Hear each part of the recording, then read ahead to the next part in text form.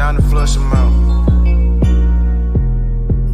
We don't play it with it. Welcome to the Hearts of Men podcast, a journey into the depths of men's hearts where courage meets vulnerability and wisdom embraces integrity. In a world that often measures a man by his outer achievements, this podcast dares to explore what truly defines a man of character. We unpack the challenges and triumphs that shape men's lives, bringing to light stories of resilience, compassion, and unshakable faith.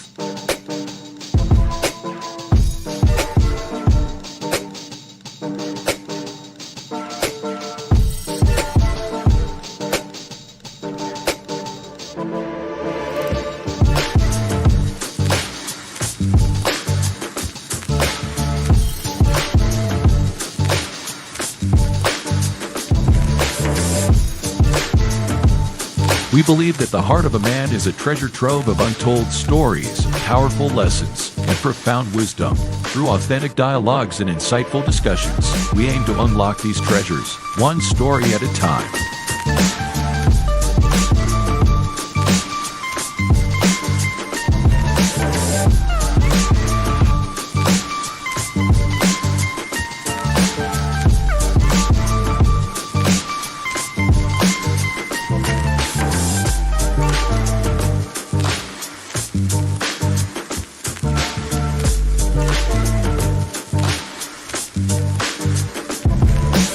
So, whether you're seeking guidance, inspiration, or simply a moment of reflection, you're in the right place. Get ready to be challenged, inspired, and transformed.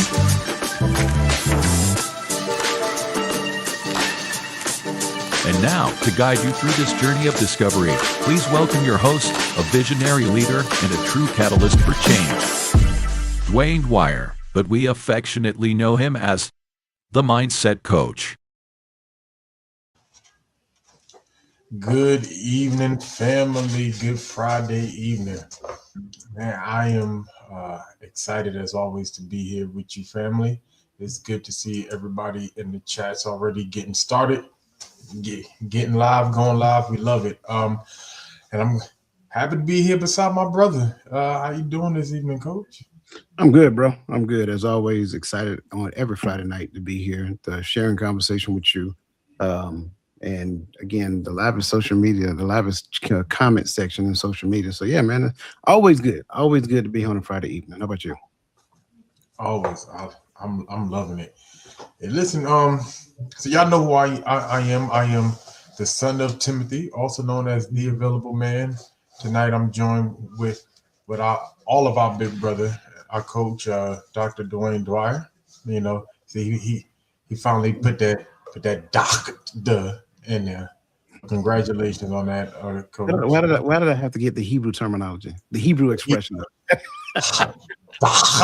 got to get it from back here. You know what I mean? Yeah. You know, but it's all love, man. And I'm doing well as well.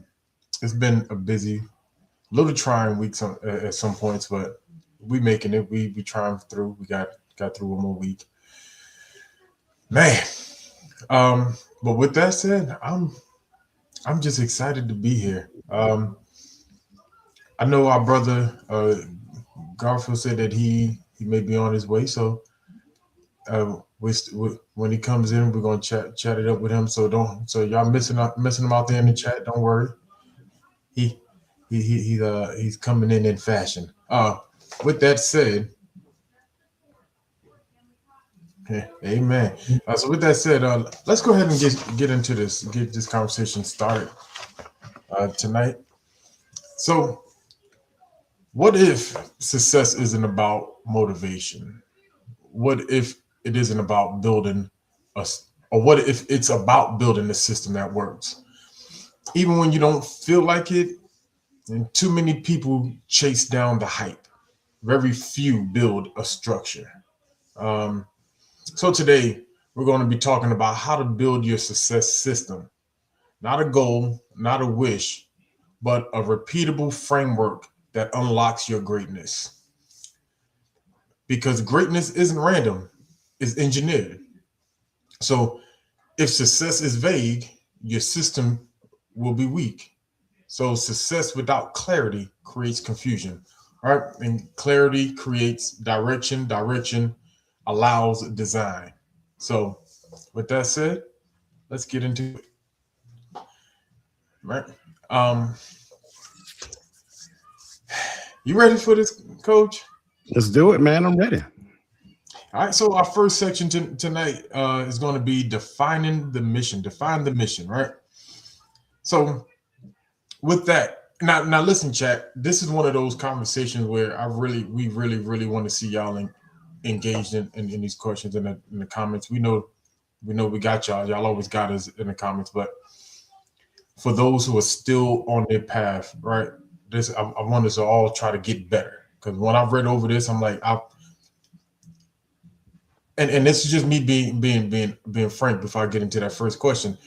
If I look back at the 20-year-old Tawami, I may be what success looked like.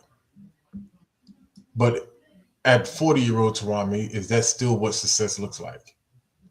And we have to be honest with ourselves. And if not, we have to be willing to go back over some of these things that maybe we've learned before, reapply it as if it's new, so we can go to where the Most High is taking us and reach these new goals. So with that said, the first question, what does success actually mean to you? I think this is a really good question. And I would tell you, it took me some time to get to a better understanding. And in all of my searches, the first definition of success that actually made sense to me was the one that Earl Nightingale said, to where he defined success as a worthy pursuit of a progressive pursuit, the progressive realization of a worthy ideal.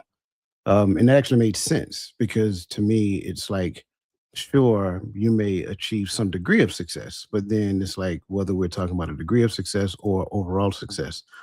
But then I kind of refined that a little bit and I came to the understanding for me that success is understanding the thing that I was created to do, getting really good at the thing that I was created to do, becoming that person that could be really good at the things I was created to do, and then serving the people that I was created to serve with that thing that I was created to do.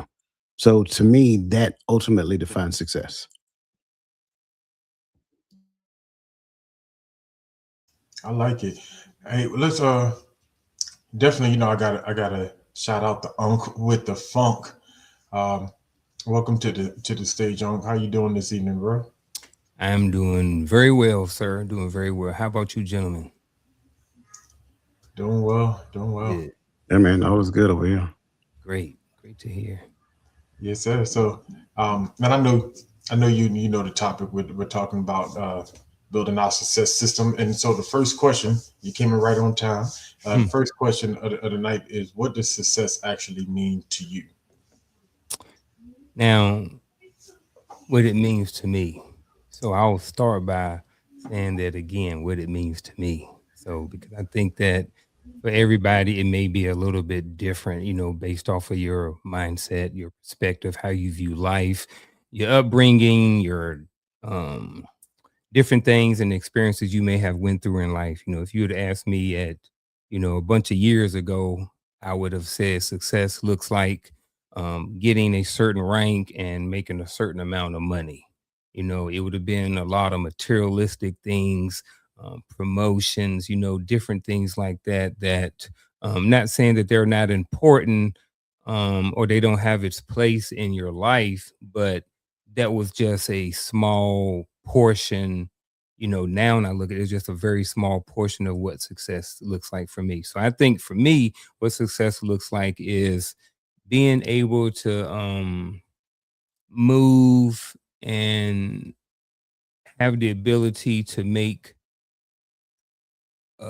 decisions that help you achieve certain things that you want in life, right? So it's not necessarily I don't think it's necessarily a dollar amount. I think it's a combination of a bunch of different things, my social life, my relationships, are these things, you know what I'm saying, getting, if I was to give them a grade, am I getting at least a B in these different things? So that's kind of what success is like in my finances. Am I like a B in my relationships? Am I a B? In my friendships, with my network, with my wolf pack, with my coworkers, are they at least tolerable, and are they good? So I guess success for me, I guess I'm reiterating again, is just a combination of a bunch of different things, man, all kind of working together, for the good of you. And, you're just at a place where, I don't know, I guess life kind of have meaning, if that makes sense. I don't know, but yeah, it's kind of what success looks like. No, I'm talking about overall success. yes, sir. And that makes perfect sense. And it's kind of like I was talking about right before you came out the back office, which is like when I look at 20-year-old Tawami, I think I might have gotten to that success place because I make a certain amount of money. I own on my own property, on my own car, paid off. You know what I mean? I'm not rich by any stretch of the measures, but I pulled myself out of that poverty that we came up in, and that was success to me. And now it has absolutely nothing to do with my house. And I know that sounds easy because I own the house now. So, not paid off, but I own my house, right? So it's easy to say owning a house is not a part of that success vision, because can I achieve my version of success if life took me backwards? If life took me back to where I came from, I don't even want to say backwards, but took me back to where I came from, can I still achieve that success? So for me, I narrowed the line as I got older. And I do like it, like, as it sounds like what you own, as you got older, it evolved and a lot of things added. That's why when you say a lot of different aspects, because it evolved, you add into the pot. But for me, I ended up narrowing the pot. I feel like I've been too busy chasing the uncatchable in some sense, right? And at this point, it was like I just want to get to the point to where life makes sense, and I can achieve the joy in which I can only find in the Most High, right? But the stress of trying to catch the unchaseable, and whatever that unchaseable is, I think a lot of us are just chasing, and it's unchaseable because we can't even define what it is we're chasing sometimes. And I'm speaking for me for the most part, right? And so I think that constant pursuit sometimes can hold us back or hold me back from walking into that unexplainable joy. I feel like I've had moments in life to where I've gotten into the pocket, and then ended up back on the chase. So success to me is just I want life to make sense. I want to obtain that joy of the Most High, and I want to make sure that my family and my kids are safe and taken care of. That's success for me. So, because I got to throw a little something in the water real quick. How do you know when you obtain it? Based upon everybody's definition of success, how do you know when you obtain it? So for me specifically, I think with me is able to kind of grade it, kind of like what I was saying earlier, like in my finances, am I operating at least a B average? You know what I'm saying? In my relationships, am I operating at a B average? Am I having more good days, way more good days than bad days? So, when I'm on the show, am I using a whole bunch of and filler words, stuff like that? Am I getting better? Am I growing? I think it's, I do think that in a sense, in one sense, you can measure success. And I think, I guess to your question, I don't know. I'm a pin right there. I'm gonna come back. 'Cause I think I got some more to add to it though. But I think that's the answer. I don't know.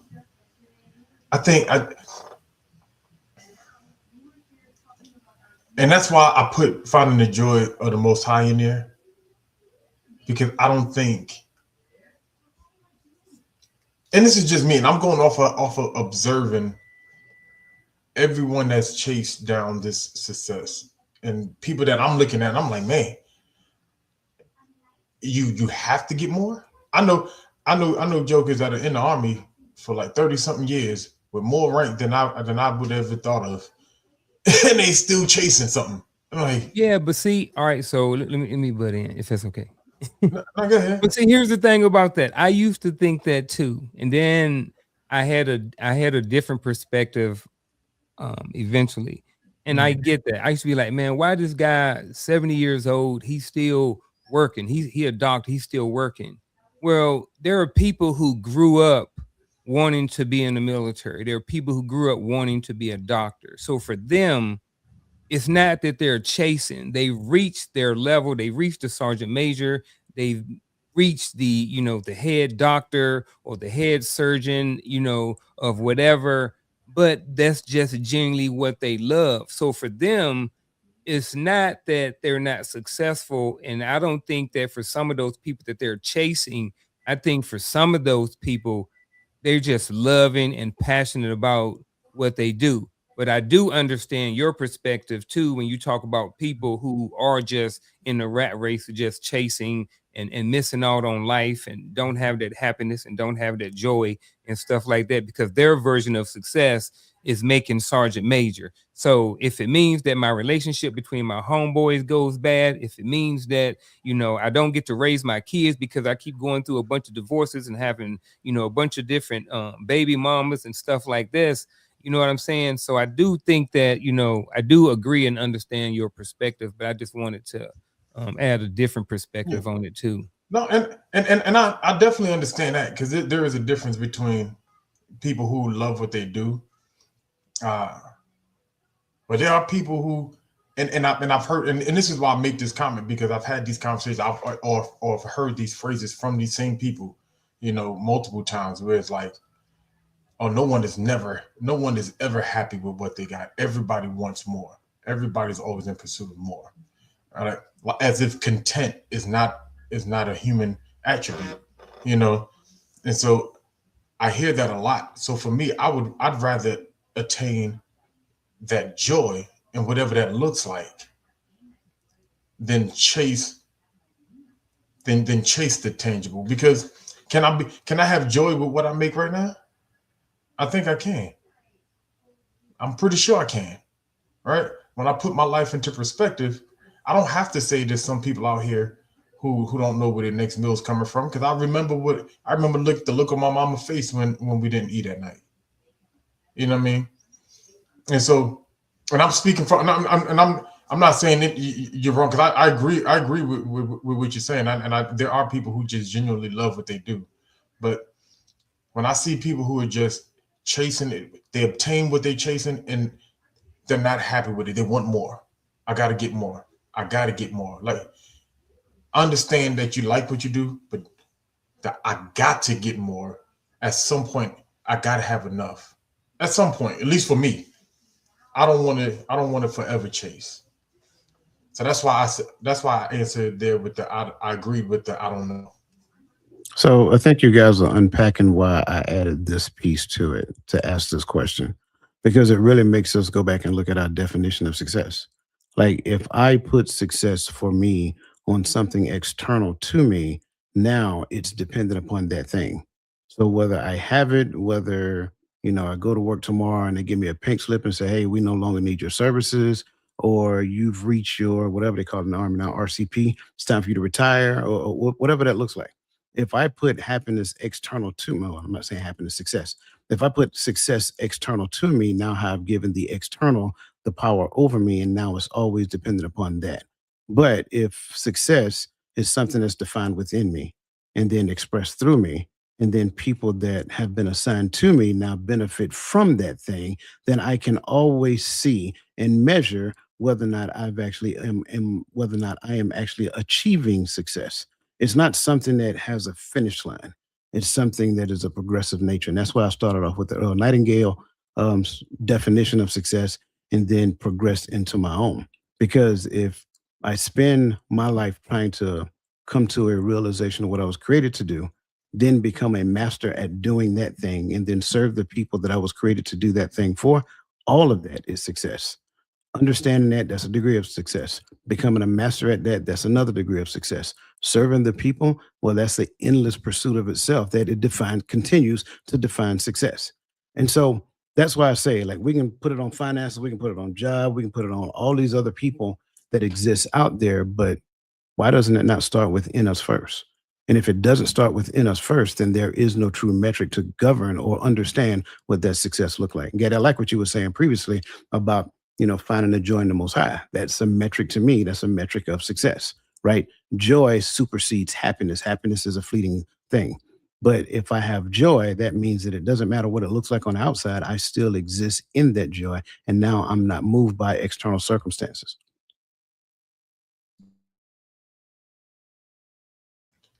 I love that. I love that. Can we pull up before we go too far? Can we pull up Keys to Keys Realty Atlas Keys to Keys Realty comment? She says, I think if I had to sum it, every era changes, but the purpose evolves to increase in understanding, knowledge, and wisdom. And I think I get what you're saying. I agree. Purpose evolves because our understanding of it evolves. And so when that evolves and you dive into that purpose, knowledge and wisdom, I think is a byproduct of walking in your purpose. And because I believe knowledge and wisdom is different depending on, like, because I don't need every knowledge, everything that coach learned and understand. I don't need everything that Unc learn and understand, because I'm not walking in their purposes. There are some universal understandings that we need, and that is the whole duty of man, right? But outside of that, I'm gonna be honest. Like with me, my knowledge and wisdom, it has to be in the realm of what my calling, or what my purpose is. It can't be focused on nobody else's. So I like that. What say you, brothers? I don't disagree. I mean, if any, like, I wouldn't say, sure, what we do throughout time change, but there's nothing new under the sun, right? So if we're doing it differently, we're really doing the same thing. We're just doing it in a different manner. Back in the days, you guys know, when we were young, you wanted to go hang out, meet girls, whatever the case may be, you go to the mall, right? Now they just go online. Same thing. They're just doing it differently. There's nothing new under the sun. So sure, the era changes. But when we start looking at what I was called to do, now my understanding of that's the thing that I'm really getting a better understanding of. And throughout time, that thing evolves in my mind as it pertains to how I walk it out, how I do it, how I interact with people as it pertains to it. So now there is a thing within me that does not allow me to violate that thing, and that thing governs me. So I do like what she is saying here, but if I would just adjust anything, it would not so much as be the era, even though I understand what she is saying, that things change throughout generations and time and things of that nature. But still, it's the exact same thing. We're just doing it in a different manner. Yeah, I don't have anything else to add to this. Yes, sir. And can we bring up the next highlighted one? Yes, it's Maya. Welcome, Maya. She said, I've looked at success as being in a position to be able to help others without depleting myself. And even when I listen to this one, I'm thinking, like, so does that? And I can't speak because it's your vision of success. But when I hear it, I'm thinking to myself, is there a dollar amount in my mind that's attached to being able to help others without depleting myself? Or is it the knowledge of how to be a steward of what I have? But one day I sat down and asked myself, like, hey, why aren't you helping people like you want to help people? And I told and yes, I know what insanity means. Because being crazy, because I started talking back to myself. And I'm like, well, because I don't make enough money. Well, yeah, I make enough money to help somebody. I don't make enough to help everybody. But am I a steward over what I have to where I can be able to help others? And that's how I look at it. But I do like it. I like that you went with the money, because I was thinking about the money piece, but then I also was thinking about the time and the wear and tear on your body when you are always trying to help other people. I don't know if Coach remember this or not, but I had told him about a story or something that happened. I was going through something. I was just depleted and stuff. And coming to find out what I was doing, I had a friend who was calling all the time, and all they were doing was just downloading. It was always about them. You know what I'm saying? So I'm wondering what's going on. I'm feeling a certain type of way, not, emotionally or nothing like that, but it's like, man, what's going on? Coming to find out, this dude I was his dumping ground for all of his problems and stuff. So when we're talking about depleting ourselves and stuff like that, yes, there's a financial piece to it, but there's also the other portion of it when it comes to, Coach has, went through John Maxwell. He has some degrees. There's a lot of knowledge and information up there, and people know that. So they be like, oh yeah, let me call Coach and let me ask him about this. Let me call Coach. Let me text Coach. Let me hit Coach up, right? So now Coach is spending all of this time, with other people, getting on other, bringing in other people's problems and stuff like that. So I like that piece of it too, because yes, success is being in a position to where you can help others without depleting yourself, because I've been through that. I was in that phase where I thought I had, have some knowledge and some information, and people were using that. And I was allowing myself to be used, and I was depleting myself. Whereas I should have been, instead of having these 2-hour long conversations, I should have been cutting off. I should have been taking better care of myself and saying, hey, look, brother,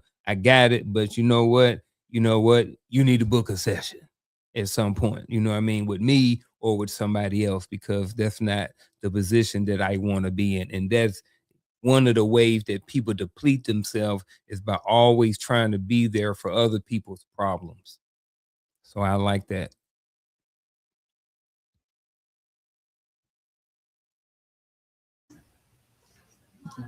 You good? You good, Coach? I'm good, man. There's so many ways. Like, because she add the rest of it at the bottom as well. So when you guys get a chance, take a look at that. But I get it, and I'm a firm believer that when you put yourself in a position to help, and we really should put ourselves in positions to help others. That's really the thing that we're called to do. We're called to. If we don't believe that we're put here to help other people, I really question what you think life is all about. Right. But it requires you to have boundaries. And if you do not have boundaries now, and this is not directed at her, I'm sure she had boundaries, right? But if you do not have boundaries, I'm telling you, there are some people who will literally run you ragged. And just like Unc said, I'm with you, bro. Like, hey, look, I entertained the conversation for a while, but at some point, hey, man, you need to get on the calendar. You need to book an appointment. Because right now I am devoting a lot of time, energy, and effort into you and you only. Not that I don't love you, not that I don't care about you, but there's some things that we probably need to talk about at a deeper level that you're just not willing to accept on this regular phone call that we have right now. But again, when you actually have, as they would say, some skin in the game, right? When you make a sacrifice for that level of growth that you're looking for, then it really opens up to you. Other than that, you're just going to be like, well, no, I don't see it that way. I see it this way. Okay, cool. And I'm not that person that's going to argue with your perspective. Absolutely. I agree. I agree. I think we can go down a rabbit hole if we pivot too much. But I think a lot of people don't really understand life. We got enough greedy people in the world. We got enough people we got enough people who help others just so they can post a video about it, or they can write it off on a text, or they can say, look, I'm such a philanthropist. They don't do it to actually help the people. They're exploiting certain people so that they can gain even more. But I'll leave that one right there. I'll lay that one down and leave it alone. But man, we 31 minutes into the intro question, so so I think we actually kind of answered my first section question on this one. That was my intro question, but so we're gonna skip down to the second one. And in defining what success looks like to us and what success means to us, my question is, while defining success, who benefits when I succeed? And it's kind of what we kind of led into a little bit already. So let's just dive into that.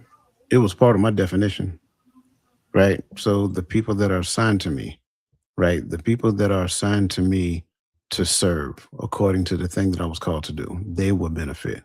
Now, will it be family members? Some of them. Will it be friends? Some of them. Will it be strangers? Some of them.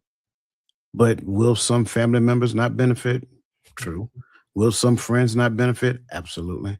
Will some strangers never know what my name is? Absolutely. But you know what? I'm not called to them. So that's not something for me to worry about. I agree. Also included in that circle is me. I benefit when I succeed. When I'm successful in whatever, then I benefit from it. One of the, I know we talk about materialistic, but when I succeed at X, Y, and Z, I book more appointments. I'm a better father. When I, read something, gain some knowledge, some information, when I succeed at whatever, like Coach said, my circle benefits. And then I think, again, like I said, I benefit, and I think indirectly, other people benefit, the outer circle, how I, if I'm successful in, where I was at 20 years old and wanting to fight every time somebody says something, to whereas now, I've learned how to control that anger and be in a place where I can have a difficult conversation, and I can control myself and not want to lash out and attack and fight somebody. You know what I'm saying? So that right there, because there are some people who are not successful for that, and then they go around and they hurt other people, they shoot up schools and stuff like that. So indirectly, other people are affected by certain people not being successful at being able to manage their behaviors and stuff like that. So I think I answered it. Yeah. So yeah, that's who benefits when I succeed. I benefit, and then Coach said the inner circle, and then I'm gonna go on the outside and think the outer circle, and mankind in general and people I come across benefit when I succeed too. I'm saying everything that y'all said, and everyone I come in contact with. And here's why: because for me, my definition was joy, and the joy, right? That joy in the Most High, the unexplainable, right? That I feel like there's so much clarity when we walk in joy, when we live in it, and it allows me to treat people better. Right, my fuse is not as easily lit. Right, I'm a better friend. I'm a better father. I'm a better supervisor. I'm a better leader. I'm a better, spouse. Whatever. I'm just better at who I am to people, and that that alone allows the people that are around me to benefit. I think we've all either had or still have that friend or family member that's just never happy with anything. They just, oh my God, it's so taxing just to hear them open their mouth because they're about to complain, and so you pre mad before they even start talking. You're like, here you come, but you're cool with them, so you're not finna walk away. You're not, but hey, how you doing, man? Let me tell you, I ain't doing good at all, and that's taxing on the people around you. So for me, my answer is definitely the people that I'm assigned to, the inner circle, the outer circle, but the people I come in contact with, the days that I make just by saying good morning, smiling at people, that can become infectious and cause people to have a better day. So that's what I want to get.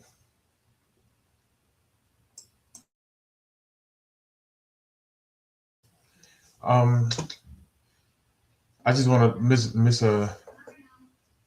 Lisa. I love her answer. She kind of hit it. She said, "Mate, children, and community." I like that answer. I was trying to see what y'all saying in the chat. But yeah, mate, children, and community. Those are the initial, the primary. These three are affected by your success or failure, by your happiness or your sadness, by your anger or your joy. Those three, I think, are core. You got anything, gentlemen, before we move on? I'm agreeing. Like that, those are the people that benefit more. They see more of you. Like I like what she says later. I think there's an inner circle and there's a community. The inner circle knows me more. So those who know me more see how I'm affected more. They experience how I'm affected more. But then by the same token, they also get to reaping the rewards that I reap in as well. So I think that's the key. I think, like, I love what you're saying about joy. And I think sometimes it's almost like you've seen the TV show Paradise, right? You guys seen the TV show Paradise? Okay. Well, just give you a hint of it. It's a place that they're living in, right? And for those who created it, they know the inner workings of the thing. But for those who are living in it, they may have known what happened to it or what happened prior to get them there. But for the younger kids, it's just their way of life. And I think sometimes when it comes to joy, we may not necessarily know initially when we're in joy, but then we're looking at the outside and we're seeing how some people are living life. And like you mentioned, the complaining and things of that nature. I think another thing is gossiping as well, right? You have people who just gossip and want to talk about this and want to talk about politics and want to talk about all the other things that are just it's like an endless pursuit of itself. The conversation is like you're talking about a thing that you can't do anything about, you can't benefit from it whatsoever. Like those people who live in that environment of those conversations, I do not believe that they experience joy. I believe they constantly go from like one debilitating moment to another, and they look for the dark sides of every conversation they have. Like it's like when you look out there and you see that actually happen, it's like, wait, I remember I used to do that too. And it's not that you're judging them, but you're assessing you. It's like, wait, I'm not God. I don't have a desire to God. I don't even want to talk about politics anymore. I'm not focusing on how much money. I'm not. Wait, all these things that keep people on the verge of depression. Like you're not even focusing on those things. You're going to the store and you're looking for the name tag on the cashier so you can address them by name because it makes people feel good to hear their name, especially when they're dealing with hundreds of people in a day, and most of those people got bad attitudes.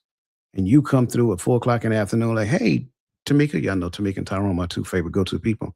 Hey, Tamika, how you doing today? How you know my name? It's on your shirt. Oh, I'm doing fine. How about you? Right. So I think that's the thing. Like joy is something that you realize that you're in it, but you never know when you walk through the gates of it. I love that. Absolutely. I'm with that. She is becoming. What's up? Welcome. Good evening, sis. And I'm sorry, I just realized I didn't shout out the chat, but y'all know charge it to my head. But y'all know I love every last one of y'all, and I'm glad to see you all. But if you are out there and you are watching and you are not in the chats, go ahead and get in the chats. We love to see y'all, to see your comments. I'll see a comment or Coach or Uncle will highlight a comment that we see, so we can give you a shout out and we can add you to the conversation. Let's move on to section 2, which is diagnose the real problem. I believe we blame time, we blame money, we blame opportunity, but usually the issue is one of 3 things. It's a lack of structure, lack of skill, or lack of discipline. And so we have to get down to the bottom of who's to blame, who's the culprit. So with that said, it's from your experience, because I'm dealing with 2 great coaches, right? So what habits are usually sabotaging growth that y'all see? I'll be very transparent.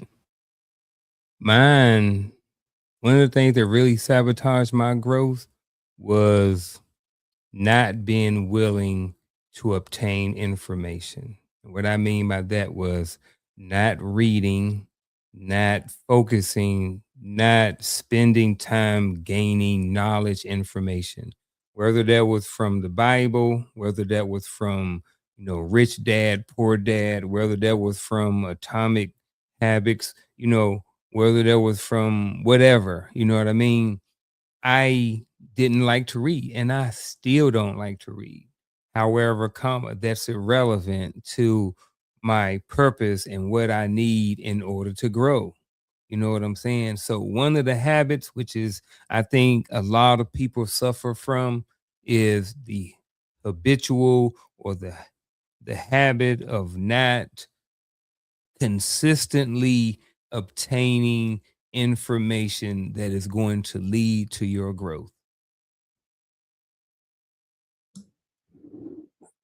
So I was going to go in a direction, but then you mentioned information. So I'm going to steer clear of that one, and I'll come back to that one later. I'll start with habits. Like even when you look at this question, like some of us got some bad habits, right? When you look at what habits are usually sabotaging growth, your habits. We have some habits that sabotage the thing that we say we want to do, right? We have a mindset that sabotages the thing that we want to do. We have environments that sabotage the things that we want to do. We have, now I come back to the whole information. We have a lack of understanding when it comes down to the things that we want to do. Like it's funny because we live in an information age, and I think that's key, right? But in all actuality, what we don't necessarily realize that just information alone is not going to change anything. That's the key. That's why people like me exist. That's why people like Unc exist, right? Information alone is not going to change anything. It's just going to make you aware that a change is available when you decide to do something about it. But wait, you still got the same mindset. You still got the same habits. You still got the same environment. So now I got the information, but when I go to action, I can't do anything with it because this didn't work for me. Or I don't have the time, or it costs too much. So now your habits are showing up, right? And you guys make sure that you pay attention on Coach's Corner, because I'm addressing some of these things, a lot of these things really on Coach's Corner on Tuesday, right? So a lot of your habits show up, and really those habits that show up in the midst of this new information that you get, it makes you look at yourself, and now it's going to fight against you. So when you decide you want to step outside of your comfort zone, your habits like, wait, we were comfortable where we were. Let's go back to doing that. I understand they are saying, oh, but you got to wake up at 4 o'clock every morning. Oh, but you got to do this different. Oh, you got to stop hanging. Oh, you got to stop. That's too much for me. That's too much. This is a lot, because that's what we like to say all the time. That's the first stage. We're going to put some type of title on it. It's a lot. That's another one of your habits. You talk too much about your own situation that's in the wrong direction of where you're trying to go. I think I just named about 5 of them, and I was just getting warmed up. So I'm going to stop right there, Gaddy, because I might be taking some of your thunder. Nah, you good, Coach. So And so when I hear you talk, it goes right into the discipline tracker for me. Actually, with both of what both of y'all said, that goes into the discipline because, and so I know I'm saying structure, lack of structure, skill, or discipline. I think it's the lack of discipline that causes all of these things. Like the habits that are holding me up is a discipline matter. Why can't I? If I know that these things are keeping me from getting to where I need to get to, and I'm talking about me, I'm not talking about nobody else. I'm talking about me. Then why can't I put it down? Why am I so in love with this thing that is keeping me from the thing that I'm desiring, that I'm dreaming about, that I'm thinking about? That's Because I'm comfortable in it. Mm. I've created a little, I nestled in real good. And just like you said, it's a discipline, right? But if you really go back and lean into the word discipline, what is discipline? It's a way of learning, right? So now when you start really get into it, well, hey, it goes a little step further. The word disciple comes from that as well. So now, who is you listening to? Who are you following? Whatever the case may be. And again, a lot of times what we do is we spend time following people who we don't know, right? We may see a snapshot of their results on social media, on TV, whatever that looks like.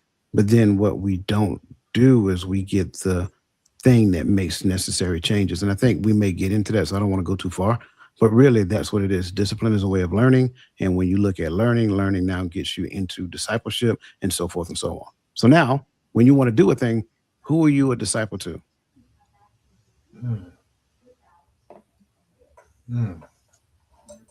Coach, you opened up two rabbit holes at the same time. Like, but that who? But that's a thing. That's one of them places in the conversation where whether you on the panel or in the chat, you got to write that thing down and got to hold that for tomorrow and the next day, because who am I a disciple of? And you are, and let me tell you, it's a fool who says that he's not a disciple of no man, of no one. Because you're a disciple of somebody. The question is of who, So I'm digging that, but I'm looking. I'm looking. Not, I didn't go that deep, I guess, initially when I'm looking at it. I was looking at it as, it's just me not wanting to move, but that is comfort, right? Where you started at. I'm comfortable, so I don't want to move. I don't want to change. I don't want to do something different. I've survived this long. And if survival is your marker, then, God and country. But for a lot of people, the marker is not just surviving, because how do I help others if I'm just merely surviving? And I'm not saying you can't help anybody. Don't get me wrong. I remember when I remember living in Holland. My mother used to let, when it started raining and snowing, some of those people used to come stay in the house. Got everybody in the house sick. And people coming in, they just sleeping on the floor, sleeping on the couch. And my mother's idea was we had a roof. They don't. We all was coughing the next day.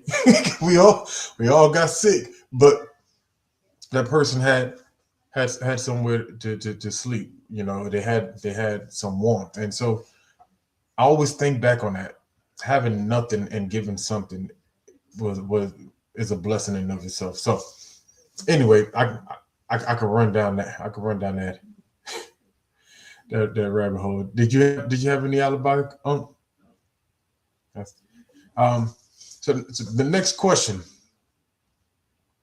and I did thank you for the correction, because I saw in my notes that man, y'all be on it. What skills, if mastered, would change our direction? And make it personal, would change your direction. What skills if mastered? See, I had one. You know what? Yeah, I'm still working on this. listening. But listening is just the first step. I think a lot of times, at my ripe old age of 50, I've been told a lot of information. I've been given a lot of nuggets. And sometimes I listened, sometimes I didn't. And like Coach saying, the application piece is important as well. But even before you get to the application piece, you got to be able to listen. I think there's a lot of people, including myself, that as we grow up, we don't always listen to wise counsel. We don't always listen to that information that's going to be used and beneficial. That if we apply it, it'll help us grow or help us be better at whatever it is that we're doing. So I think listening is a skill that, if mastered, would definitely change our direction. But again, I say that to say that there's an application piece on that too. And part of even before you get to the application is the discernment between the information that you got coming in. You know what I'm saying? So as I'm listening to Coach on Fridays, and I'm listening to Gaddy, and I'm listening to Roland, I'm listening to, the Hearts of Women, am I discerning, the information that's coming in? You know what I'm saying? And then the information that I get from Lisa Keys, you know what I'm saying? Am I able to apply this to my life, to whereas I can get that growth and that outcome that I want in whatever it is that I'm doing? So again, I think the skill is listening, but again, the discernment of the information that you're listening to, and then the application of the information that you've seen applicable in your life. Unc, I promise you, I just want to say, I promise you, I'm not saying anything against what you said, but I'd already have my mind made up. I ain't changing this time, dog. Okay. Do it, brother. Yeah, and again, listening is good. Don't get me wrong. Mhm. And I think a lot of times, sometimes we need to shut up the conversation that's happening in our head, not so much what's coming out of our mouth, right? That conversation that's happening in your head is detrimental. Absolutely. But not just for me, I think this applies to everybody across the board. Being able to mirror mental syntax. That's the thing. Because really, going back to what I just said previously, that's what discipleship is all about. It's not just listening to see what they said or, whatever. It's observing what they do as it pertains to what they say. So now it's like, how do you teach a person? And I use this as an example, one of the biggest mysteries out there, right? How do you teach a person to practice faith? Right. Well, if you give them the information on the faith, they're going to take that information and apply it to what they currently know. And they're going to fail time after time after time after time because they're trying to apply it based upon their current situation. So going back to what you said previously, I love the fact that you gave the examples, but a lot of times we take that information and try to apply it in my life right now with the same mindset, with the same habits, in the same environment, looking for a different outcome. It's not going to happen. I have to learn how to mirror mental syntax. Mirror neurons is what it actually equates to. So now getting to the point of mirroring what that person is talking about, mirroring how they talk about it, mirror how they practice it, so forth and so on. That's the key that I think that if we get to the point of learning how to not only practice that, but get to the point of mastering it, we can literally follow anyone and then get to the point of, we may not necessarily perfect it to such a degree that they have perfected it, but we can action it to the point of making it practical and seeing a result based upon that. I love it all. Mine was kind of similar to. I think it's it's kind of similar to where both y'all actually went. Uh, Sister Keys is asking. I think she's asking mental syntax. Can you dive a little bit for us after I go? Or okay. Mine was going to be discernment. On kind of said it a little bit, but he didn't go deeper into that. But discernment was mine because it wasn't just listening. I listened. I didn't discern properly. So I believe I was given a lot of good advice, and because I come from a place where everyone has advice and everyone has an opinion and everyone has a hustle and you can't trust everybody. So I just started, what I did is I shut everybody out early on. And it was like, I'm going to figure it out. I'm going to search for information. But the thing was, searching for information, I was being given the direction to go. A lot of people were telling me where to go find the right information. A lot of people was telling me what to do to get myself in those positions so I can get those information. But I was too worried that people were going to, oh, people just want me to do what they want me to do. People just, and that's an immature mindset that I had to grow out of. So I'm learning to discern the information and the spirit in which it's coming from, so that I can take wise counsel when I hear it. I think we all have our favorite listen, right? We have our favorite person that we listen to. We have our favorite person we go get advice from. But when you say I'm not going to take advice unless it comes from Unc or unless it comes from Coach, you're gonna miss some sound advice because it didn't come from your favorite speaker. And so we just got to be mindful of that. Even when we used to go to church every week, there was certain preachers that if they came to visit and came to preach, we turned our ears off because we knew they wasn't going to deliver it like we wanted to hear it. They weren't going to use it. They weren't going to say it the right way. They weren't going to say it. You know what I mean? They were just going to say it. And guess what? One day I sat down and I said, let me listen to this preacher. And this was when I was young. I said, let me listen to this preacher. And when I took my notes on what this man was saying, it was some of the best stuff I've ever gotten concerning the Bible. But everybody else was zoning out because it wasn't hooping and hollering. It didn't come from their favorite person. And so be mindful of who you turn away from. Yes. So, yeah. So to go back and touch on the mental syntax thing, right? So what we're talking about is synapses.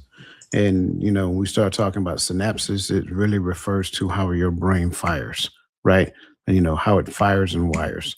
Sometimes what we have to realize is that, we can say a thing, and I go back to what I'm saying previously about the whole faith thing. You hear a person say something like faith without deed is dead. And it may have been practiced, it may have been rehearsed, and whatever the case may be. Why? Because that's how they did it in church. So what you end up doing is just copying what you see somebody else say or do in church. But going back to, for those of you who attend Bible study, the DIKW framework, right? Data by itself is just data until you process it, and then it turns into information. Information at that stage has to become information. Now must be what's the word I'm looking for? So I took my time. Data must be processed. Information must be analyzed. Right now, here's where we get into error, because meaning must be assigned between information and knowledge. This is where we go wrong, because a lot of times what we do is we allow others to assign meaning to the information that we have. So now when someone else assigns meaning to it for me, now I'm trying to adopt their meaning, and it means absolutely nothing to me because their meaning and my meaning are totally different. So I have to be the one to assign meaning to the thing, and then I have to look at the person that actually gave me the thing and see how they practice it, see how they put it into play, see how they actually, because go back to it, belief creates thought, thought creates words, and words generally precursor to deeds. So now if you really want to understand what you really and truly believe, look at what you do. Now you can say whatever it is you want to say, but if your deeds don't line up with what it is that you're saying, then it's not congruent. So your deeds really reflect what you believe. So now I can say faith without works is dead, but at the end of the day, the soon get a little turbulence in the boat, little storm come through, and like, oh my God, I don't know what I'm gonna do. Well, I'm not operating in faith. I'm now operating in fear, and make no mistake about it. Faith and fear. I mean, you believe something, whether it's faith, whether it's fear. Fear, it's still there. So now if I really want to understand how to operate in faith, Find a person that I know that operates in faith and mirror their mental syntax, because now I'm getting to the point to where I better understand what that looks like. So what am I saying? How did they fire and wire their thought processes and their words in the midst of a turbulent event? How did they use it in the direction of where they really want to go and get there? So that's why I say it's like, I hate going here, Gaddy, but that's why I say certain people that talks about these things, they only talk about it and then they walk away from it, right? And leave you to figure it out for the next 6 days. Well, if we're not going any step further on what that looks like and how that looks, then I'm really not doing anything to you, but giving you a different level of awareness. And a lot of times you become more aware of what you're not capable of than what you're supposed to be capable of.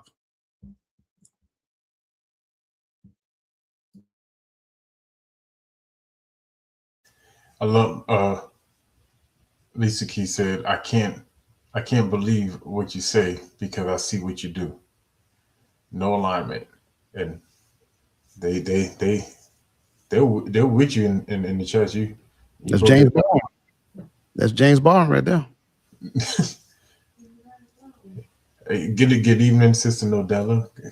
Welcome to the convo. I really like this last question in this section. What common excuses do you usually make? What that and I really I'm gonna jump out there. Because my common excuse is the dumbest thing in the world. Yeah. I'll do that one tomorrow. I'll do that one tomorrow. That's my common excuse. I'm tired. I'll do that one tomorrow. It's always tomorrow. Is it always tomorrow for everybody? You know, it's always like it's a literal statement. There's always tomorrow, but I don't know if I always. So, but I'll start tomorrow. It's always been my excuse. I'll do that tomorrow. I'm tired. I got this going on. Let me do this instead. I got the kids here. I just do movie night a little early instead of. There's always something. There's always going to be a reason to stop. But that was mine. I'll do it tomorrow. Mine is, well, I'll give you one is, well, one of mine is I don't need to do that. I don't have to do that. Right?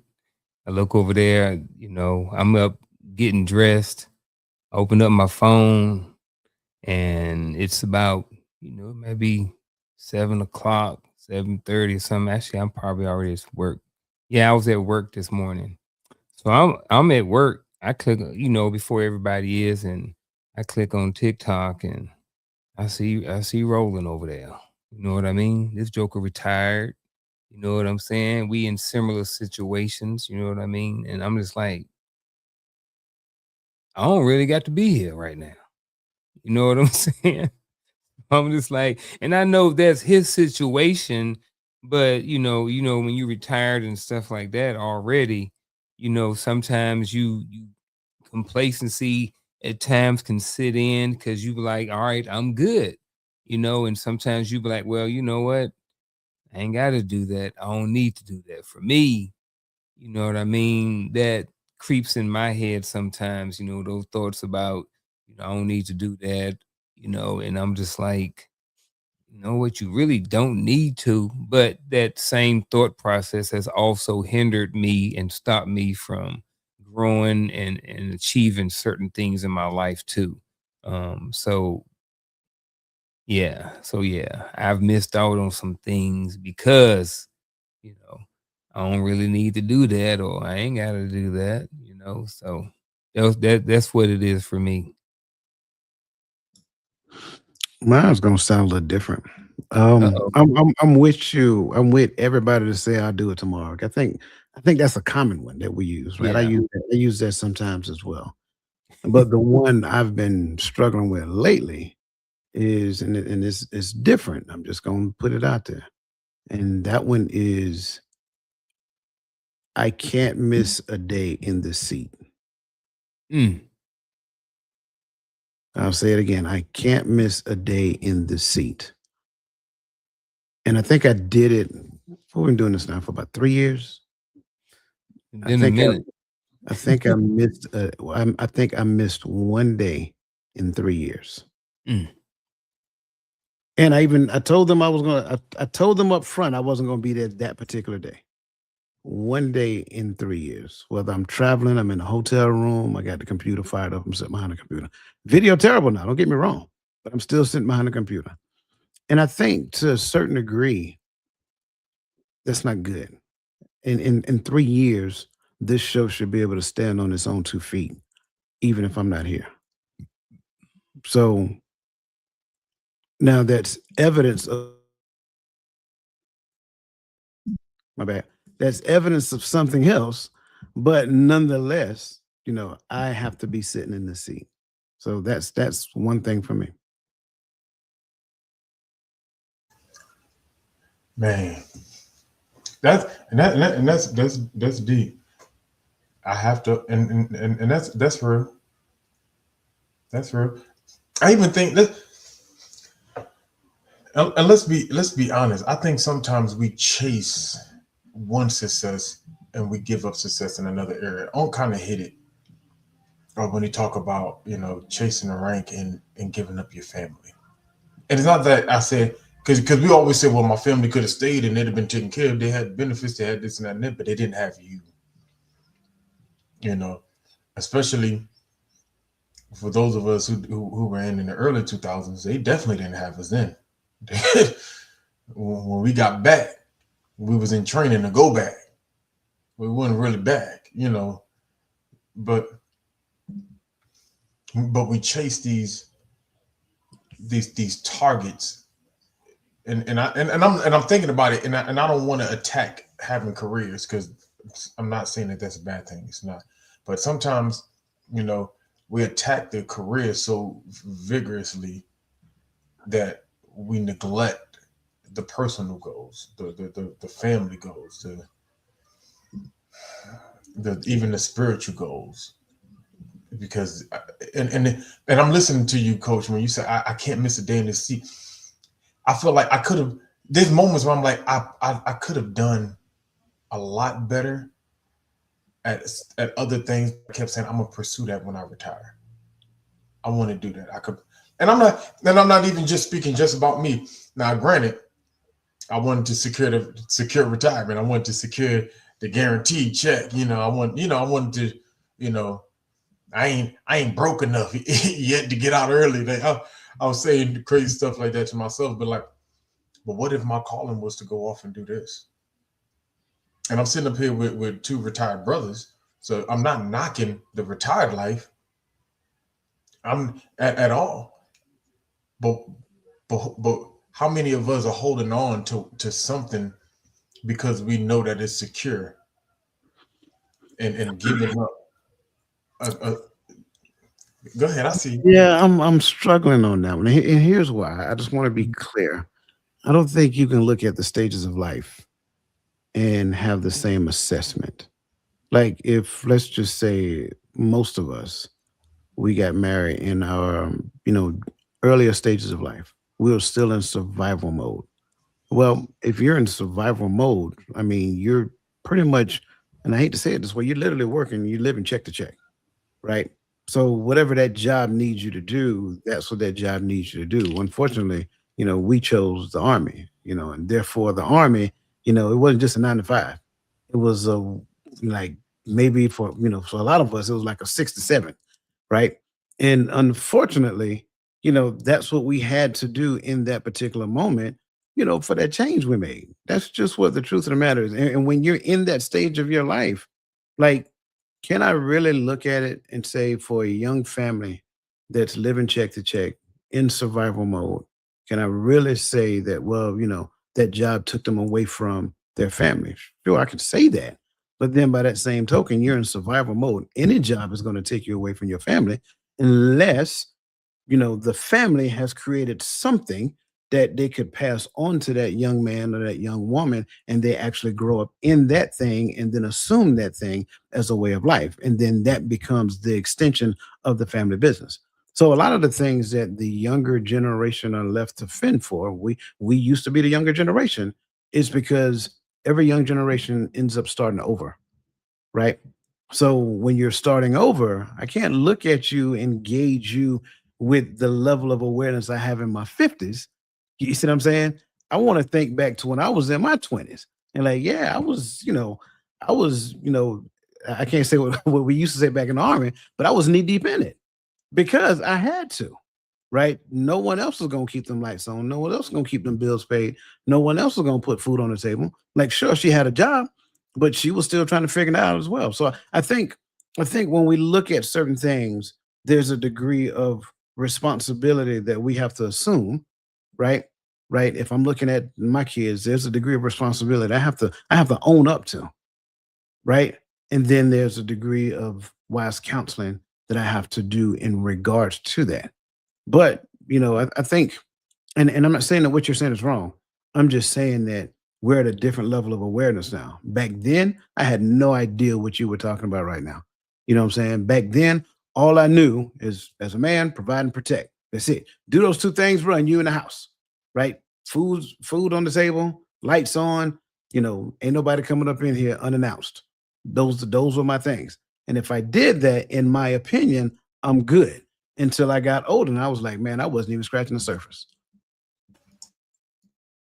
Yeah, I agree, and I kind of, and that's why I kind of preference. I said, I'm not knocking, and if it didn't seem sincere, it was. I'm not knocking careers. I'm not knocking, sticking around, getting that retirement. I'm not knocking it at all. But what if the thing that I want, I'm holding off for the career? Like, and I do get you, like my level of awareness when I first got married was provide and protect. That was my level of awareness. All right. There were moments too to where I thought, now granted, the military is not to blame for anything that's taking place in my family. So I'm not gonna blame the military. But if that was my story, I do know people that was given that ultimatum, by their family. And I know I saw how hard it was for them to say, like, I can secure a future for us going forward. I can secure this, I can secure this. And the spouse is like, yeah, but now you got to gauge your own life. But if the family success is the thing that was important, can I build a career doing something else with more availability? Maybe or maybe not. You know what I mean? But you gotta answer that question. But if that answer is yes, if that answer, because and this is just to Wami. I'm a firm believer that if the family is the thing that is about to be sacrificed, and I love this family, is me and the family willing to take a slight pay cut? You might have to, and I know some people are like, no, I'm not taking that pay cut. I get that, but what's important to you? And for me, that's the question that I'm asking. Like, what? And that's why that first segment was so important. What does success look like to you? Because that measures what's important. That measures what I'm chasing. What say you brothers before we move on? Well, I just wanted to say I'm not defending careers either. Oh yeah, yes, sir. Yes. That's why I said the family passed something on for you to grow up in. But if they didn't, now you don't have a choice but to go get a career. Right. You're right. Man, time is moving on us. These conversations be getting good, bro. Especially with you brothers, man. Let's move on into the next session.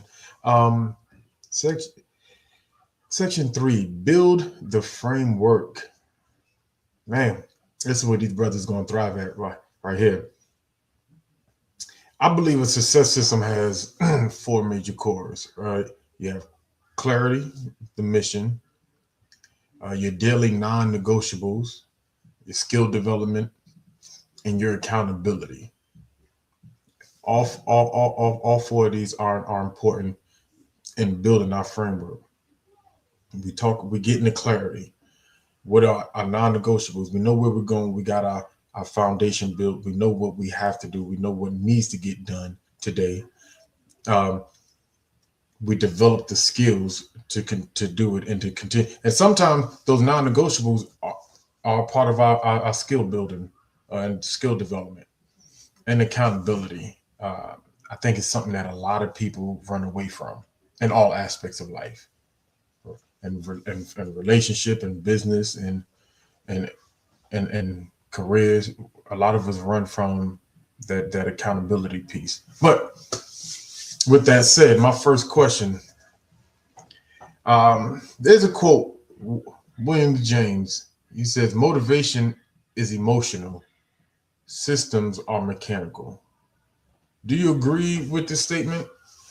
And why? Why do you agree or why do you not? I don't I would say I don't necessarily understand what you mean by the mechanical piece in this quote. So I'll just stick to the motivation. The motivation is emotional. I think there's some truth to that. I think that, a commercial comes on, and we're like, hey, there's a fitness commercial come on, or a Pilates commercial, or a commercial for a piece of equipment, and we'll say, you know what, I'm going out there and I'm gonna start working out, right? Or we'll see a commercial for life insurance, and then we get motivated. We go out there and start looking at life insurance. So whatever the thing may be, and we're inspired by in that moment, which in a sense is kind of like motivation. So you get that motivation, but once that motivation is gone, in some cases, people stop doing whatever that thing is they were doing because the motivation is no longer there. That feeling is not there anymore. And here we are, we're February the 20th. We are a month and 20 days into this year. And there was a lot of people who were motivated on December the 31st and October the 31st of last year, that when the new year hit, I'm motivated. I'm gonna eat all I can. I'm not hitting on nobody. I'm just saying this is an easy one to make reference to. I'm gonna do all of this. I'm gonna do all of this stuff. I'm gonna eat what I can for Valentine. I mean for Thanksgiving. Pig off for Christmas. But when January 1st hit, man, I'm gonna be the first thing out there walking and getting back in shape and doing what I want to do. And then sometimes those things fall off because the motivation is no longer there. So to the first piece, motivational is emotional. I would say in many cases, motivational is emotional. As far as the systems are mechanical, I'm going to pause on that one. Not going to speak on that. Kind of want to understand a little bit more what that means. So that's my 2 cents for right now. When I was in the Army, I was I kind of controlled airspace, right, for BCT. And so we did it based upon the system called the FATAS, and we had to put this information in it, and it gave us what we would call battlefield geometry. And battlefield geometry is almost like imaginary lines drawn across the battlefield. And so you can't shoot across boundary lines. If I had aerial boundaries, you couldn't shoot into them once I turned them on, things of that nature. And so we had to put this data in it that we call parameters. Once we placed the parameters in it, it would work automatically. So now when data came in from the field, it would process it and show it on the screen and show me what units were available. That's how it worked. That's what mechanical is. Mechanical is the parameter, the principles. In human beings, it's like the energy, the things that govern your way to automatic responses, right? Thanks, Garfield. FATAS, Advanced Field Artillery Tactical Data System. So it's the way that governs your automatic responses. So now, when you look at these two, motivation being rooted in how I feel in that particular moment, to where mechanics are rooted into the thing that governs what I actually do, how I respond to adversity, and it's an automatic response. It's really, if we're being, and I'm not trying to be funny, it's really God's automation when it comes down to your being. He gives you principles, you take those principles, you digest those principles, you make them second nature. And then, with that being said, now you have an automatic response to adversity, you have an automatic response to the presence of sin, so forth and so on. So that's mechanical in nature. So now, when we look at it, now, even though this thing may motivate me, I might be in more pursuit of something that inspires me because that's more long term, right? And then now the mechanics around the inspiration. Now, yeah, sure, it may motivate me a little bit, but this thing right here keeps the fire going. It's like motivation to me is like sugar, and inspiration is like caffeine, right? And if they both line up, they work well together. But if they don't, it's like, it just doesn't. So you will run out a lot of times when it comes down to motivation because it's fleeting, just like that. But now when I take the thing that I'm inspired and I build a system around it, right? So now when I start feeling a particular type of way, I know what to do. When I start doing this, I'm responding in this way. So now the parameters, the principles, and things of that nature, it governs my existence. And now I know how to respond to it. I know how to respond to everything when it comes down to it. So are these systems, or do they evolve? Do they change? Or are they kind of set in stone? Or do they kind of adjust, or as we, journey through life? I don't think there's a cookie cut system. Right. Okay. I think they're engineered to you where you're going, to what Mm-hmm. So principles don't change. Principles don't change. Principles don't change. Mhm. But if I am using a parameter, okay, I'll go back to my FATAS example, right? When we're in a different battle space, the parameters that I use are going to change Mhm. because it has to reflect the battle space. If Okay. if I'm in the desert, I don't have to worry about houses and things of that nature. And if I'm in an urban environment, it's totally different. So those things change according to the environment, but principles don't change at all. Okay. I'm loving it. I don't want this conversation to 8:30 getting too close. So I'm not gonna have a question on or answer on these next ones just because I want to get to some tangibles. If we can join these next two questions together, so we can show one and show the other, which is the next one is, how should we track progress? All right. How should we track our progress? And then who should hold me accountable? If we can we attack them together? All right. So I'm gonna start off. I'm gonna go with the easy one. How we should track progress. It's definitely gonna come down to whatever it is that we're tracking. But for some things, it may be as easy as pen and paper or a spreadsheet or something like that. If I'm tracking my finances, I may use a Excel spreadsheet or a Google Doc. I mean, a Google spreadsheet or something like that to track it, right? And then who should hold me accountable? It should be me and or the goal. You know what I mean? And I know some people may like, well, how can an inanimate object hold you accountable? Where it's like, if I put this thing down and I say I'm going to hold myself accountable for it, I guess in a sense, the way I'm looking at it, both things can kind of hold you accountable. But I think it starts at the end of the day with you. You know what I mean? It's your goal, it's your thing that you want to achieve, it's your whatever it is that you're doing, whether I'm going to say with finances for this.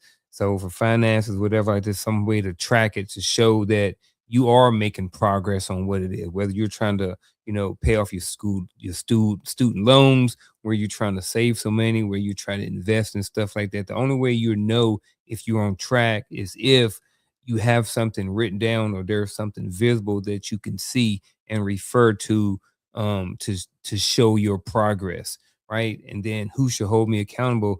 First of all, again, like I said, it should be you.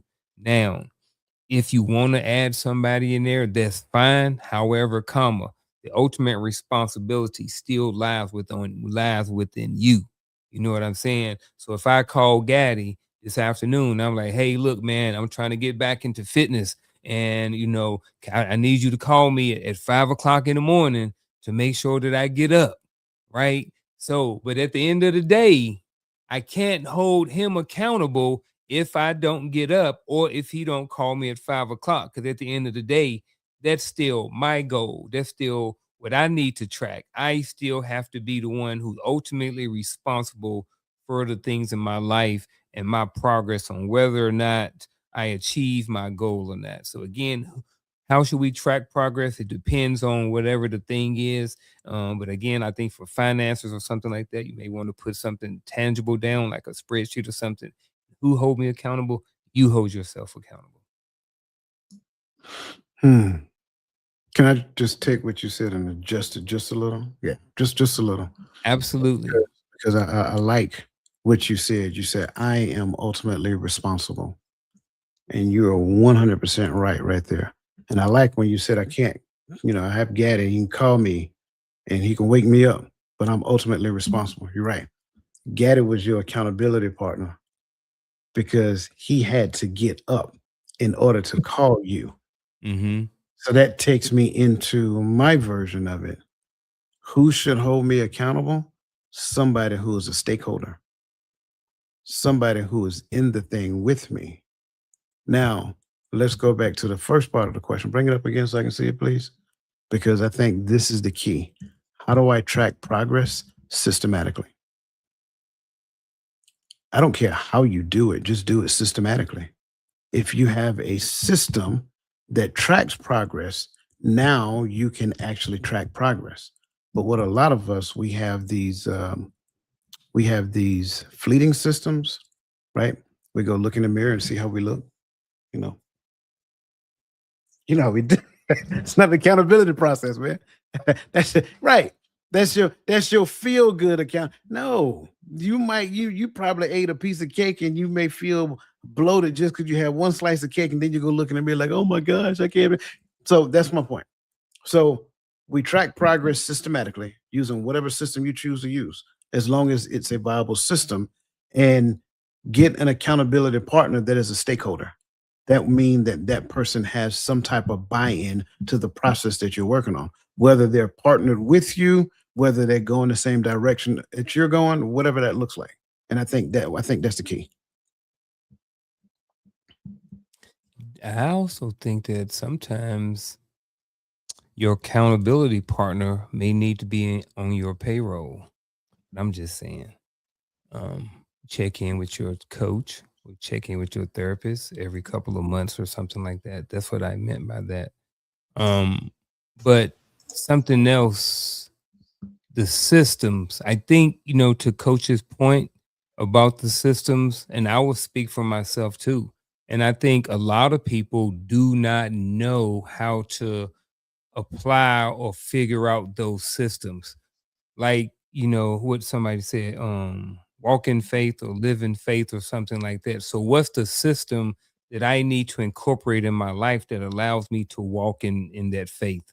If I'm trying to be a better person, if I'm trying to, not interrupt people, I think a lot of people, and again, including myself in certain areas, especially in the past, I didn't know how to come up with the system to track whatever it is that I may have been trying to grow in. You know what I'm saying? And I think, to your point, that may be why it's important to have that stakeholder in there to hold you accountable. Because if I'm working on whatever, I may not see it, but Coach can see it, or Gaddy can see it, or again, Coach may see it because every time we meet, I'm paying him money for him to coach me, and we meet every 2 weeks, and he's giving me homework. I need to be able to have some sort of data to bring back to the table. So I like all of that stuff. And it was just something else I just kind of wanted to add. And I think for some people, it's kind of challenging or difficult to find a system or the process and being able to track it because they just don't understand that I want to get better, but I don't know how to track that. Yeah, I think in a world that promotes individuality, we got to be careful. Me, myself, and I. There's some things about you that you can't see. There's some things that go on in your life that you are totally blind about. That's why an accountability partner is necessary. And I'm telling you, like, you'll grow ish on your own accord. You'll gain some traction, but is it really the traction that you want? Right. And I don't mean for this to sound like my final thoughts. I'm just being honest here. Is it really the traction that you want? Imagine what you could actually do if you had somebody in your corner that was actually honest enough with you to tell you the thing that the average person will not tell you because they just don't want to upset you. They don't want you to feel bad about the truth. I said like this, like I don't think well, I think two people can be right in their own rights. Like I like where both of you are at because I think y'all on the same spectrum of two sides of the same spectrum where you at, because all of it is true. But I think back on my journey trying to get my health back right. I don't know what happened when I moved from active duty into the guard. Like I hit actually my last year on active duty, it just got bad. And then that journey to get back just felt so grueling. And I'm like, because I used to be I was a gym junkie before. And I fell off at a moment, got injury after injury. And then it was like, man, this road back is just was frustrating. And so I started going up and I was like, I just got to mentally get past, because the pain that I ain't felt that pain since I first started working out. And that was many, many years ago. So I was like, man, I ain't used to these kind of pains. But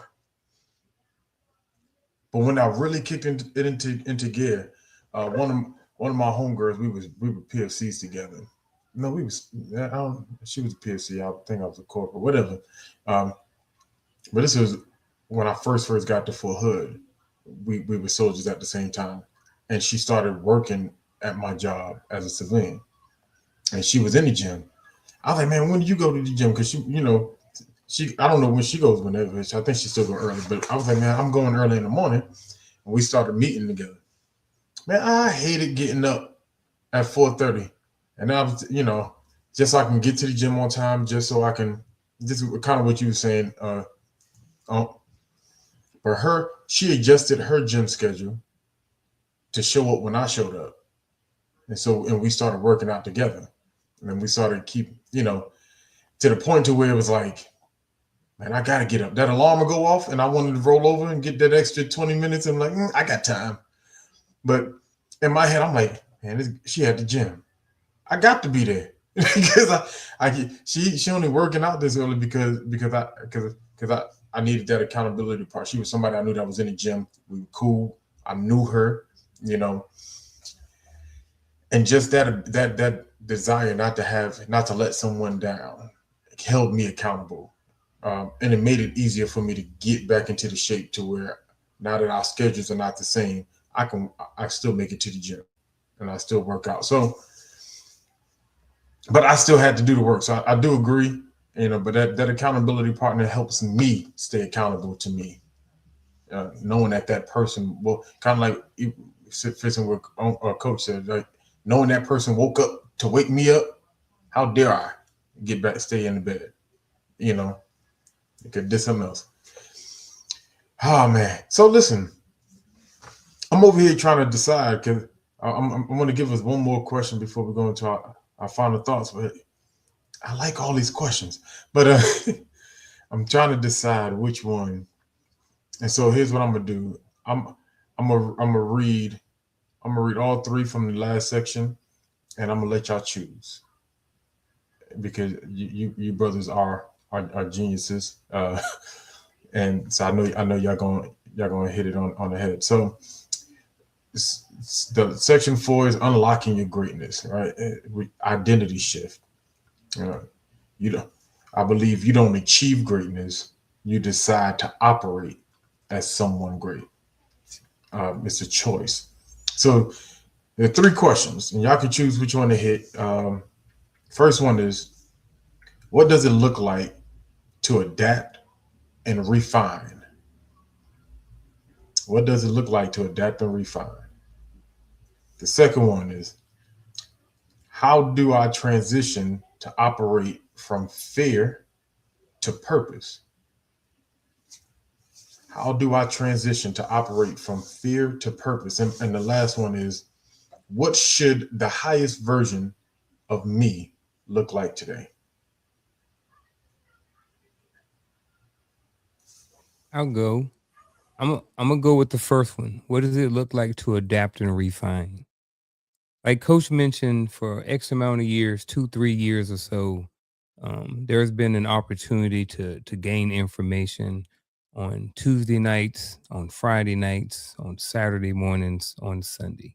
What it looks like to adapt and refine is to take information, to adapt the knowledge that you've learned, that you've acquired for 3 years on Hearts of Men, on this Empowering Perspective YouTube channel.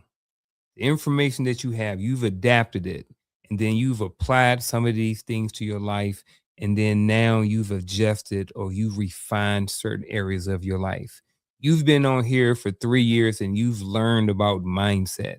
Have you taken that mindset that you've learned about and the information that you've learned about mindset to refine your path and your journey that you're going through in life? So for me, what does it look like to adapt and refine? It looks like gathering information.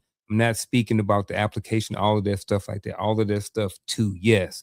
But taking the information that you've learned on this platform for 3 years that you've been invested in, and then let those things refine your life to a better pace. Now, this is just one, but I'm just want to speak on just this one place as an example of adapting and refining. Can I do all three? Ooh, bam, let's do it. Bonus, folks. I like where you're at with that. I'm with you. I'm a make the first one simple. What does it look like to adapt and refine? Leave the familiar. Go back and look at what God told Abraham to do. He needed to leave everything behind so he can take him to a place that he would show him. He did not know where he was going. He just knew that he had to leave it because he was told to leave. Are you willing to leave what you know right now and move into something? Let's go to number 2. Move into something that might scares you. As the old folks used to get scared of bejesus out of you, right? It might even make you fearful. But here's the funny part about it. Operating from fear to purpose is a unique one, because a lot of times we believe that operating in faith means that we're minus of fear. That's not a true statement, right? Operating in faith means that even though I might be fearful, I don't allow that to stop me from moving forward. So I'm still trusting in the Most High for a hopeful outcome in the direction which he promised. Even though I might be fearful, go back and look at what the scripture says. Lord, if that is you, bid me to come. He needed a little reassurance. Bid me to come. If that's you, bid me to come. That's him looking for some reassurance, right? Well, he already told you it's him. How much more reassurance do you need, right? So understanding that having a degree of fear makes you human, allowing that fear to make you stagnant makes you comfortable. That's the key. So are you willing to push outside of that comfort zone and move into the highest version of yourself and understand what that looks like today? The highest version of yourself recognizes that it does not look like what it did yesterday. I'm in a different place. I feel different. I'm seeing things differently. I'm responding to things differently. And I have an expectation for tomorrow to be even more different. So now I'm not complacent in this new space. I am now looking to push outside of this comfort zone. So now I'm like a frog leaping from lily pad to lily pad. I'm going from comfort zone to comfort zone to comfort zone. And I'm excited in doing so because I'm excited what he is going to show me every day. Didn't I tell y'all what these brothers is going to do to this one? That's why I couldn't skip it, man. I couldn't skip this, bro. I'm just gonna touch this last one because y'all knocked it out the park. What should the highest version of me look like today? The first thing is understanding that the highest version of myself is not the fact that I have become or that I have attained, right? The highest version of myself is that I have embraced learning. I have embraced adapting. I have embraced being uncomfortable.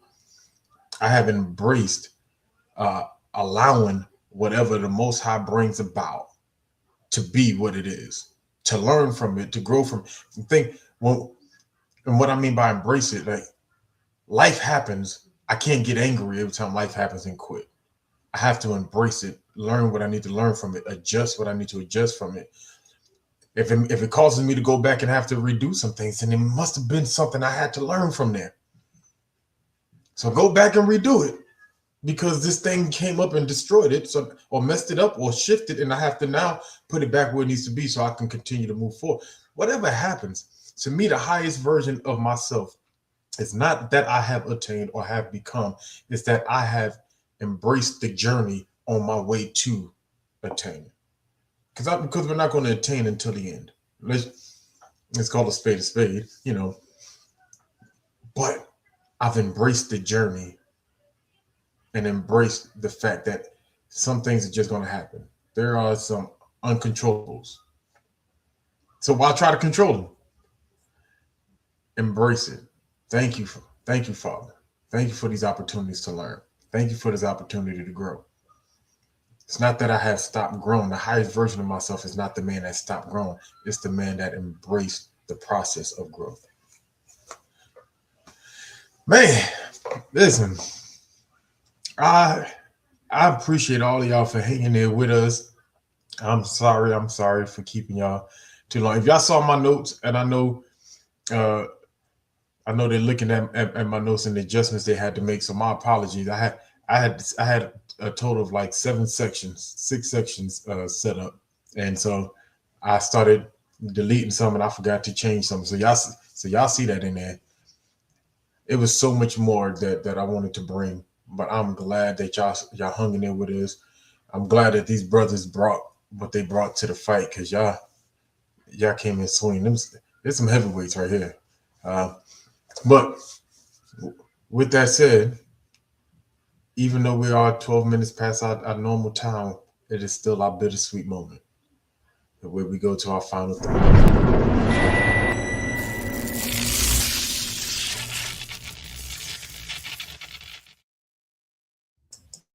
Tonight's show is entitled How to Build Your Success System. Don't miss out on your own greatness. I think this is an opportunity to me to give a plug, right? And this plug is to therapists and to coaches. You know, not too long ago, within the last 30 minutes or so ago, Coach had talked about, you know, I'm paraphrasing. Sometimes, you know, we don't necessarily see everything. We don't necessarily see us.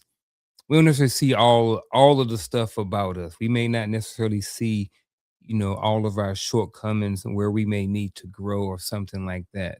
But having that accountability partner, having that person, you know, having a mentor, having a therapist if you need it, having a coach if you need it, having someone either on the payroll or somebody maybe not on the payroll who you can, who is a trusted accountability partner. I don't know who that person is for you, but I think one of the ways that you build that success system is to have that other person, a different perspective, an accountability partner, that person in your life. Because I mentioned earlier, for whatever reasons, sometimes just not listening and then not applying or just blowing people off, I missed out on certain things.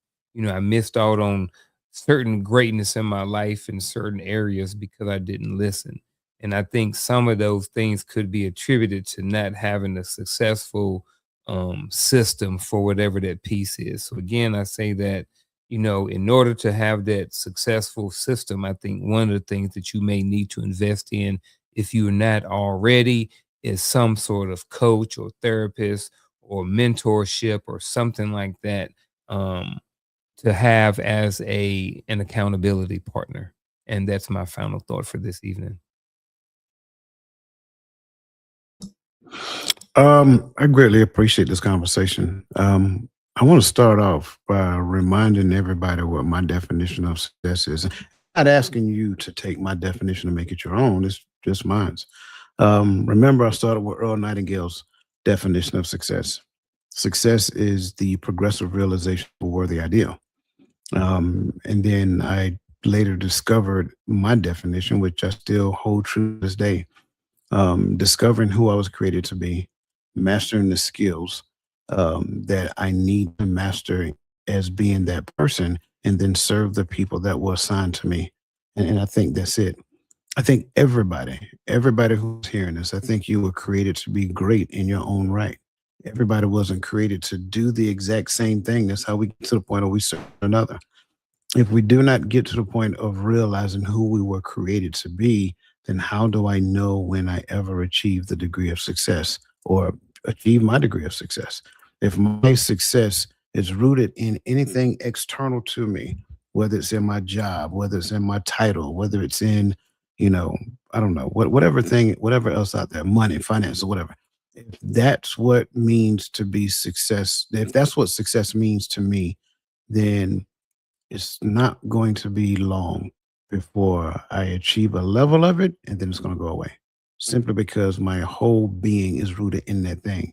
Root yourself in the Most High, right? Go on a journey to realize who He created you to be. What does it mean to be, created in His image after His likeness, right? What does it mean that His Spirit is in you?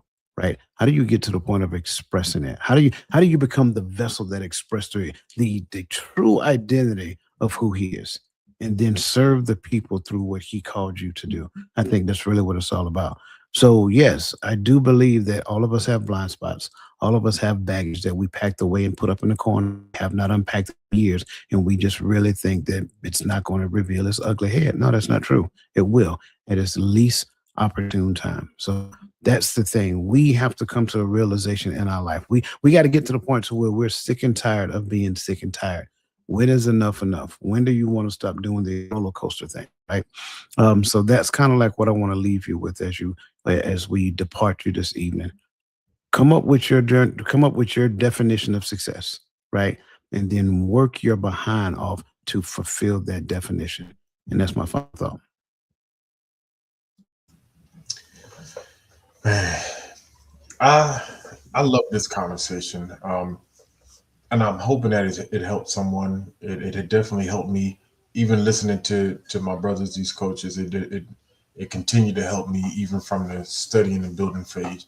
But when we say how to build your success system, don't miss out on your greatness. Listen, I've learned through this process that success is not an event. It is a system, right? You got clarity, ownership, structure, discipline, reflection, So work on it, build the system, refine the system, and watch your greatness unlock. It's that simple to me. Using all the information you've learned, like Unc said, not just tonight, but these last 3 years. Some of y'all have been with us since we started. I think it's longer than 3 years, Coach. Are you over there listening?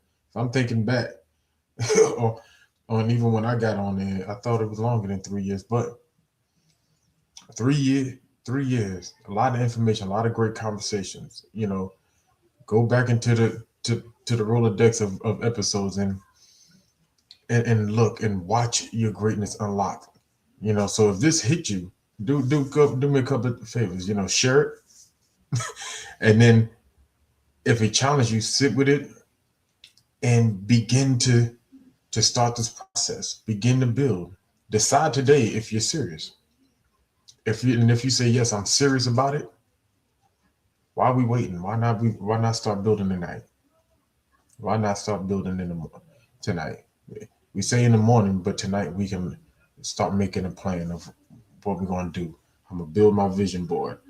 I'm gonna build this. I'm gonna the things that the preparation stage while it's fresh in your mind. All right, and then we'll start moving together. We'll start progressing. We'll start growing because greatness, it ain't waiting on us. All right, it just requires our structure. So let's build.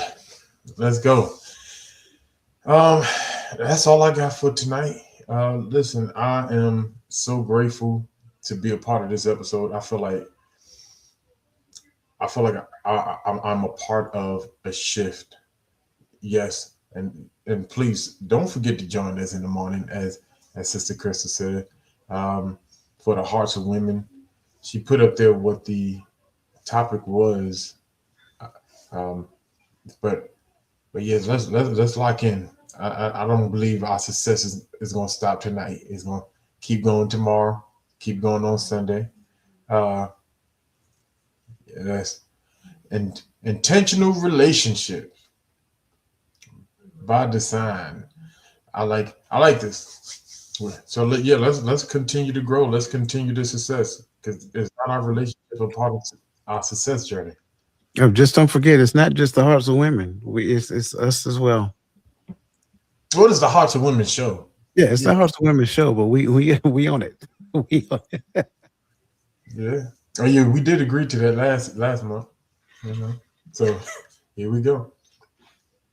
Also, if you haven't registered yet, scan the QR code. Register April 11th. Pain the Purpose. Think you're going to enjoy it. And then Sunday on Sister Lisa Yep. as well. So Sunday, join us on TikTok. 10:30. I'll be trying to remember y'all time. 11:30 Eastern Standard Time, 10:30 Central Time. But we're gonna be there. Yeah, he said yes. You did agree. You're right. I did. But yeah, we're gonna be there. We're gonna be live. These conversations continue, and I love every one of them. So I'm excited. Are there any alibis before we close out, brothers? Anything I missed? So as they used to say, if all hearts and mind are clear. Listen, we see you in the next one. We love you and we appreciate you. Thank you.